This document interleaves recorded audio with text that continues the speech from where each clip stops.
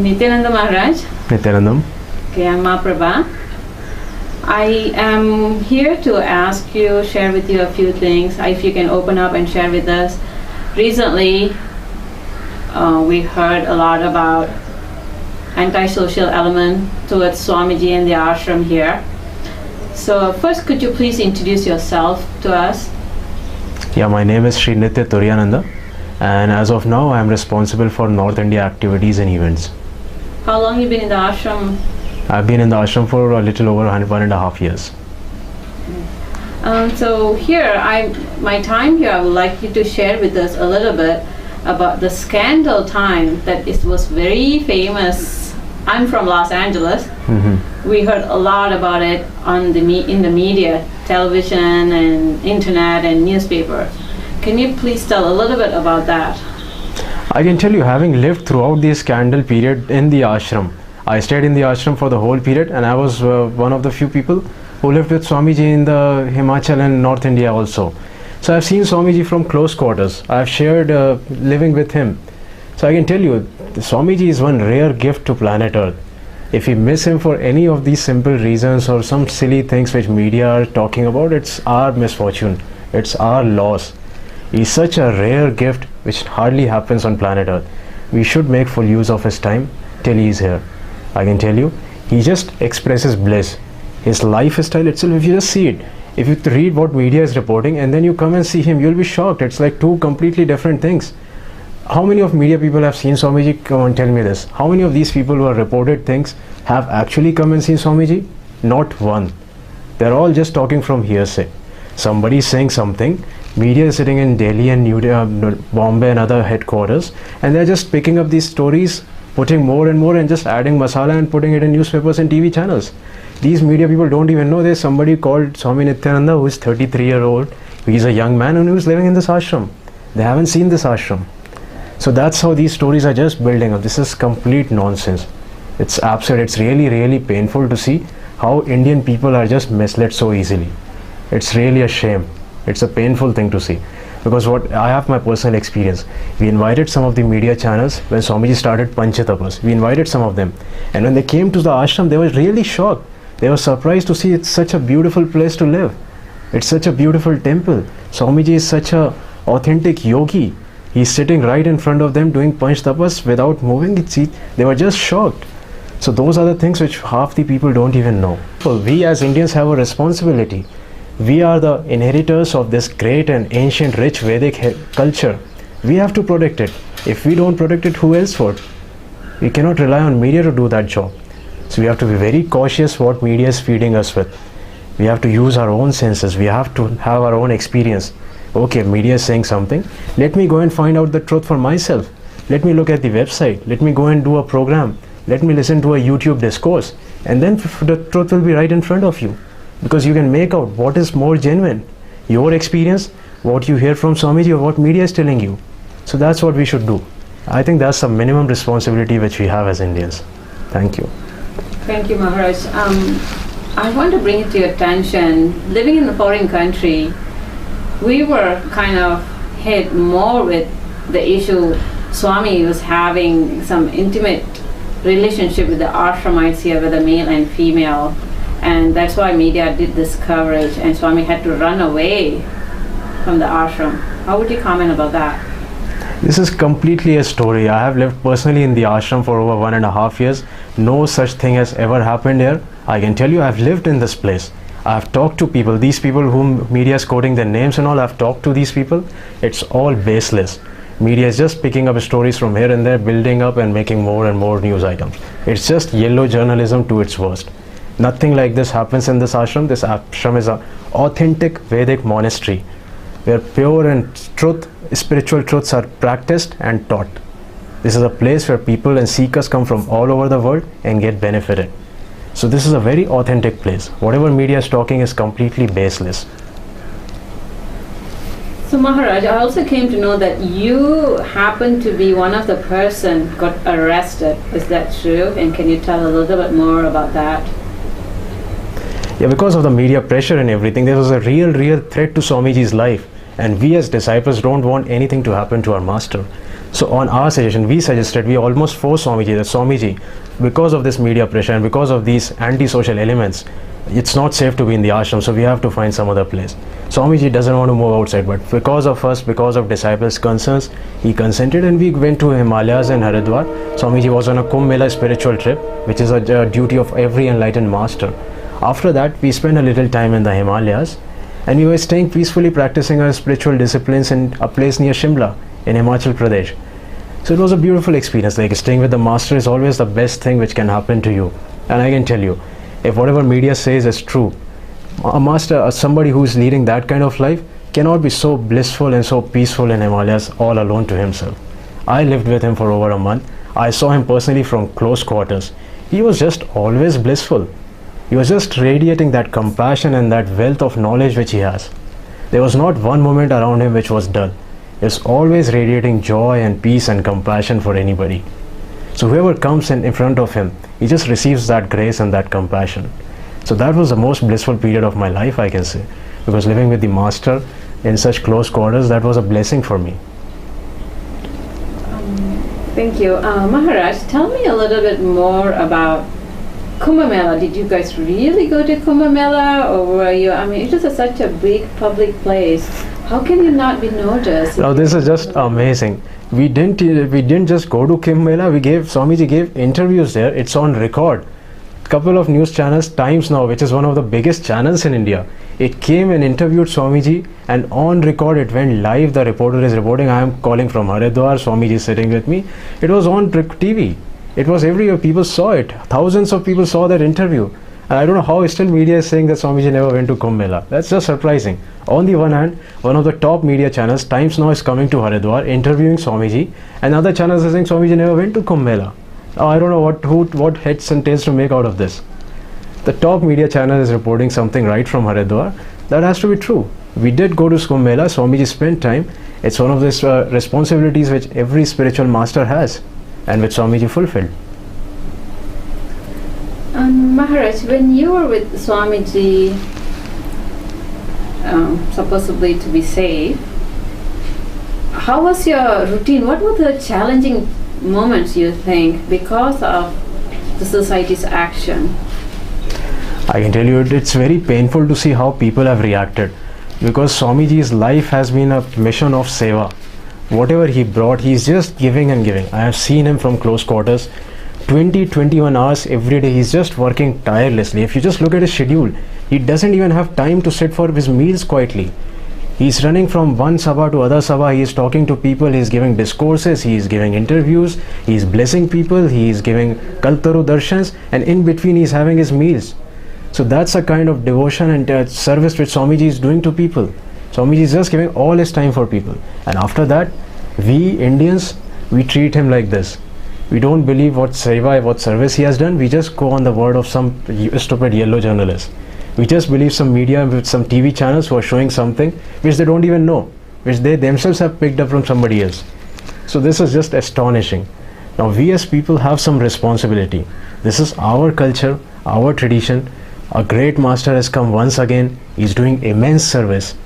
He's resurrecting the entire culture, entire Vedic culture once again for the benefit of entire humanity. We should be his pillars. We should be part of his mission, not stand against him and try to destroy him. So this is our thing. We have to sit back and understand, look, this is what I see, this is what is my experience, and this is what media is doing. What can I do? At least I can put my hand up and say that I stand for Vedic culture. I stand for India. I stand for the Bharat of rishis. And here is a great rishi again, who is just bringing everything back to life. So let me help his mission. Let me be a part of him. So let's be a part of the Vedic culture and help Swamiji. Thank you. Thank you, Maharaj. I want to ask something a little more personal now. Tell me, how was your family when, at this time, being in the ashram and around this Swamiji, where they call it like Swamiji and so on? How was your family reacting to you? I've been very fortunate. My family has been very supportive because they have seen me from close quarters. They have known me that I always stand for something which I believe in, and if I am doing something, it is good. And I'm fortunate that my mother, my father, both have come and have seen Swamiji in person. So if you see Swamiji in person, you just cannot have any doubts. because you know for sure that he's authentic. Everything around him radiates so much bliss and so much spiritual power. There can be no doubt in your mind. So I request all the people to, before forming their opinions, at least come and see something on your own. At least watch a discourse of Swamiji. At least come to the ashram, do a small program. If that is not possible, view something on the website or on YouTube. Then you will have your opinion on a more solid and grounded basis. That's what happened with my family. Before they knew Swamiji, they also had these opinions. Okay, there are so many masters, there are so many gurus, so many things happen in the media. But once they came and met Swamiji, they told me, yes, he is one master we believe in. He is completely 100% authentic. So I've been very fortunate. They have stood by me. That's why I'm still here, because they support me. In fact, at this Guru Purnima, my family members came, they took Swamiji's blessing, and my parents might again come for the next Inner Awakening program. Maharaj, can you please explain a little bit on the, a little more, I've heard so many things happen in the ashram, especially the sannyasis and people who lived around him because they were upset with Swamiji. So the people around him had to go through some challenges. Since you were in a very close circle of him time, what are the challenges that kind of you had to go through? See, when people come to ashram, we forget that these are all normal people, like who are coming from outside world into the ashram. So it's not something we can expect immediately to start behaving like enlightened masters or rishis. So what happens is, like, a lot of people, when they come inside the ashram, they still have their ambitions, they have their things, the work is still going on them. So master is working on them, but it's part of the process. It takes some time. Now in between the process, if somebody decides, okay, I have to do this, or some power struggle takes place in his mind, or he has some other ambitions, then automatically he might fall out. The sadhana is something which has to be continuously practiced. If you just get away from your sadhana or your spiritual disciplines, these are the dangers which are always there. As long as you have, Swamiji says, as long as you have mind, there is always a risk, there is always a danger. So that's what happens with normal human beings. When you come inside the ashram, you still carry those engrams, those memories. You are working outside, in the outside world. So all those things still are working in you. So you have to practice your sadhana and just become perfect and realize yourself. Till that time, there is always a danger that you can fall out. So that is what happened with a lot of these people. These people might have come for different motives. Some people came just because Swamiji was becoming a huge brand name. There was a lot of glamour around him. So some people came for different reasons. Now because of that, when they saw that, oh, there is some insecurity, the things which they came for is not happening anymore. So then they decided, okay, maybe this is not the right place for me. Maybe I should go out. And that's when some people gradually, slowly moved out for different reasons. So that is what has happened. It's up to us. It's actually a personal choice.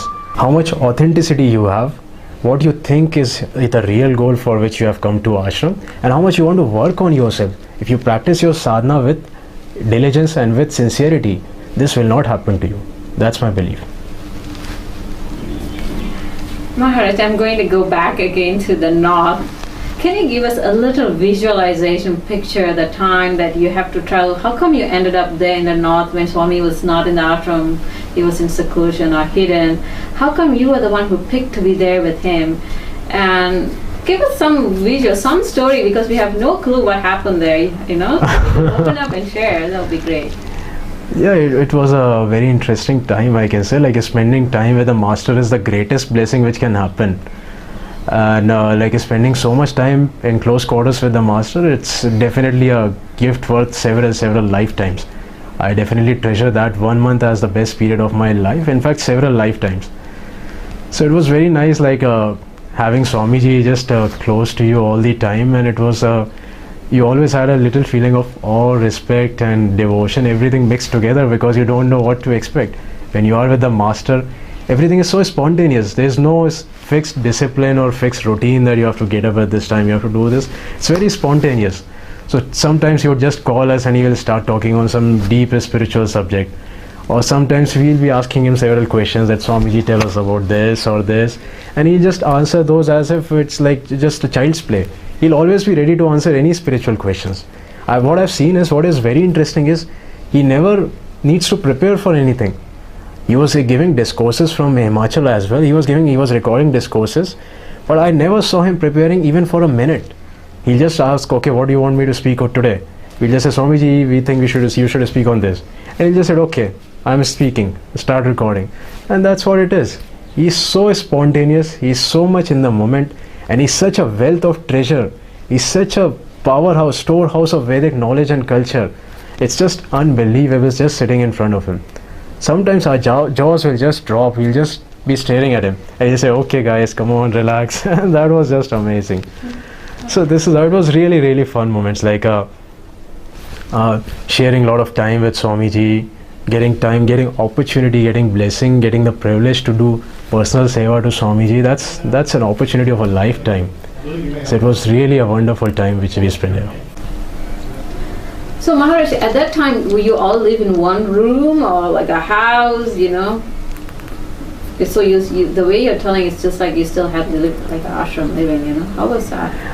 One of the people who came to know Swamiji during this trip, he became a devotee as soon as he saw Swamiji. So you can imagine, during this time, a person who sees Swamiji for the first time, he became a devotee immediately. And it was he who offered this place, and he said, "This Swamiji, this is your ashram. I have treated this place as your ashram now." So that is the place where we are staying.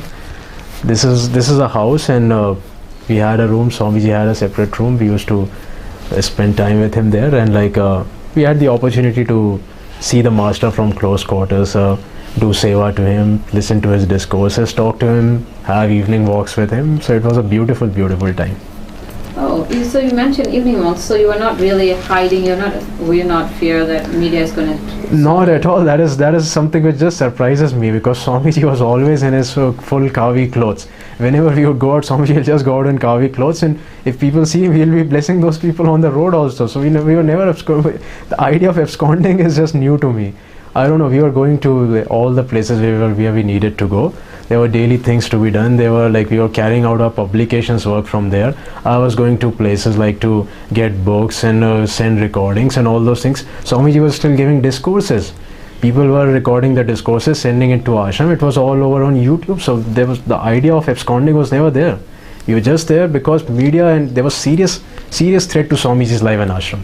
There were antisocial elements who burned some of the huts in ashram, if you know. There were serious attempts made on Swamiji's life. So we just wanted to protect Swamiji, and media was just mad. There was so much media frenzy, they could have done anything. They broke open ashram's gates and entered once. So because of all these reasons, we just wanted to be away for a little while. That's why we were there. There was nothing like absconding. There's nothing illegal which ever happened. So why would we abscond? We were just leading our lives, normal lives blissfully. Swamiji was having walks. Swamiji was always in his kavi clothes. It was a normal routine life for us.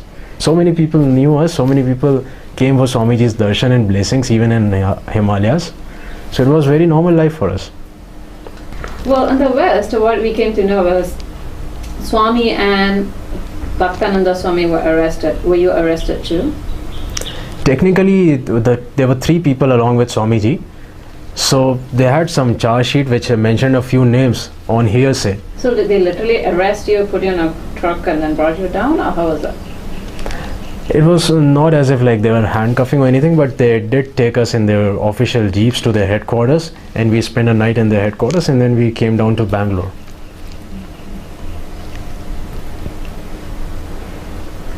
So anything else you would like to share, final words, this whole incident in your life? Yeah, the whole incident has taught us a lot of things. It's like it has shown that what real intensity can do. If you really stand on firm grounds, if you believe in your sadhana and your master, nothing can shake you. Because from your own authentic experience, you know what is the right thing, what is the truth. So nothing can shake you. But if you are not practicing sadhana, if you are not spiritual, if you are in the ashram or close to the master for different reasons, for wrong reasons, then anything can shake you. So that is one lesson. Another thing which really pains me is how we Indians treat our own masters. We act against our own gurus and masters who are trying to protect the age-old Vedic dharma, the Vedic culture. We should in fact be acting as the pillars. We should help the Vedic masters. How many Indians do even respect the Vedic culture now? If you ask anybody, they will like to go to US and they will like to follow Hollywood lifestyle, and they said, how many people even know the simple things like Gayatri Mantra? The Vedic culture is so rich. Now today's science is accepting these facts, that whatever mantras or whatever knowledge is there in Vedic scriptures. It's so scientific. The latest theories, like the particle physics theories, Einstein's theories of relativity, all these are proving that they are in sync with Vedic culture completely. So this is the level of physics, this is the level of science which our ancient rishis achieved, and that is what our new masters like Swamiji are trying to bring back to life. So we as Indians, we should stand up with him. We should see what is the truth and we should support it. We have the power, we have the responsibility to protect our culture. And now it's time, it's high time, we should execute it. We should stand by our masters and we should make our country, we should make our Bharat live again. Thank you. Maharaj, quick question. I thought I want to end it, but since I just want to speak from our end, you say how could we be so straight away with the media? But I have to tell, from being so thousands miles away, of course some of us were not shaken at all. We know our experience with Swamiji was different. But at the same time, having the mind and senses, and not everybody had the opportunity like you to spend close time with Swamiji. We have a lot of devotees. What we saw on the internet seems so real, you know. So we had like, the threat was there. We have children. Our girls come here to stay, to grow. And this is happening and we are seeing it in visual. It's so real. That is why this whole thing happened. It's not like you want to drop Swamiji. So what do you comment about that? I would just want to ask you a question, simple question. How many of you have seen the movie Avatar? How many have seen movies like Jurassic Park? In today's world of animations and video and media, everything is possible. It's so easy. It's not difficult at all. If you answer me this one question, if it was really something authentic, if it was done by one person, how did we have 15,000 YouTube clips being uploaded at the same time? How can 15,000 YouTube clips get uploaded at the same time? These things are just not possible. There's a huge conspiracy behind this. There have to be a lot of people, a lot of money was spent, a lot of people spent a lot of time to get this morphed, manipulated and whatever. There's media technology available. These things are very much possible. Second thing, it comes back again to your personal experience. What you have seen Swamiji as, what you have received from Swamiji. If you have been touched by Swamiji, that experience can never go away, can never go away. If you have attended Inner Awakening or if you have attended some of the programs with Swamiji, that experience will stay with you. It will just become a part of you. So just ask that experience, just ask within yourself, ask that question, what have I gained from Swamiji? If the answer is yes, I have gained a lot, then you won't be swayed. If you haven't gained anything or if you don't ask that question, only then these things can move you. But if you have really gained something, if you have achieved something and you ask that question sincerely, this cannot shake you. Nothing can shake you because it's part of you. It's your personal experience. So ultimately what counts is the personal experience. If you have a personal experience which is solid, which is authentic, nothing in the world can move you. Thank you. Maharaj, just to let you know, in Los Angeles Vedic Temple, it's it's an headquarters for our Dhyana Peetham in the West. What happened was, when the scandal video was out, nobody was really shaken at that time. I mean, people we kind of know, okay. But I came to know that one close devotee, supposedly many people view him as a very close devotee of Swamiji, Ananda Samaji, very high reputation and social status, and a lot of so-called Ashramites that's been around Swamiji so long, so many years, they themselves turned around and say, you know, this is something you want to think about. It's true. So where do you expect the public to be? How do you expect the public who didn't have that chances to be around him? They only see and relate once a while and then see the strong people around. We are doing seva with them. When these people's ground are shaken and they themselves are vocalizing, then the whole complete kind of broke down happens. So what do you think about that? Yeah, I can understand. This is a problem because once you see Ashramites, you expect something much more from them. But ultimately we have to realize one thing is that even Ashramites are devotees. They are devotees who got very connected and who are living inside the ashram, that's all. They haven't achieved that kind of a realization or that state still. They are still devotees. So this is between devotees and devotees. Some devotees who are staying inside the ashram, some devotees who are staying outside the ashram. So ultimately, I'll say again, I'll point this thing again, it comes back to your own experience. Instead of asking somebody else for his opinion or seeing what other person is doing, just ask yourself, what has happened to you? What has Swamiji given to you? What is the contribution which Swamiji has made to your life? If you ask this question to yourself, you will see there is a qualitative as well as quantitative difference in your life. That is the best testimony, that is the best proof. Don't even look at other people, what somebody else is doing. He might be an ashramite, he might be a devotee, he might be a so-called close devotee. There are all sorts of people, you never know what is working with them. So just ask this question to yourself. That is the best testimony. If you have gained qualitatively as well as quantitatively, you will have authentic substance and authentic proof to stand. That is the best thing. Maharaj, I can't help it. I have to ask a few more questions. So I happen to have a chance to talk to some close devotees and the former administrator of the ashram. There were questions telling, Swami always have young girls serving him and there's so much tight security. Why is that necessary? Swamiji has everybody serving him. Like, it's not just young girls, so it depends on people who want to see something different. There are people all over the world who come and serve Swamiji. I have been serving Swamiji. There are other young boys, old men, everybody, old ladies, everybody serves Swamiji. Now, if you just look at one specific section, okay, Swamiji has young girls also serving. So what is wrong? Why do you want to exclude just one section from Swamiji's service? We are all devotees. You cannot exclude just one section because media might think, oh, how can young girls serve Swamiji? So this is actually unfair. If somebody does that, actually that is against the spirituality. If Swamiji is allowing each and every person, every individual to come and serve him, that shows that he is not even bothered about anything else. He is genuine. He understands everybody's devotion. He gives place for everybody's devotion. Anybody and everybody is free to come and serve him. So Maharaj, I really want to thank you for taking the time to share with us this moment, your experience and your thoughts. Thank you. Thank you so much. It's my pleasure to talk about Swamiji. Thank you, Nithyananda.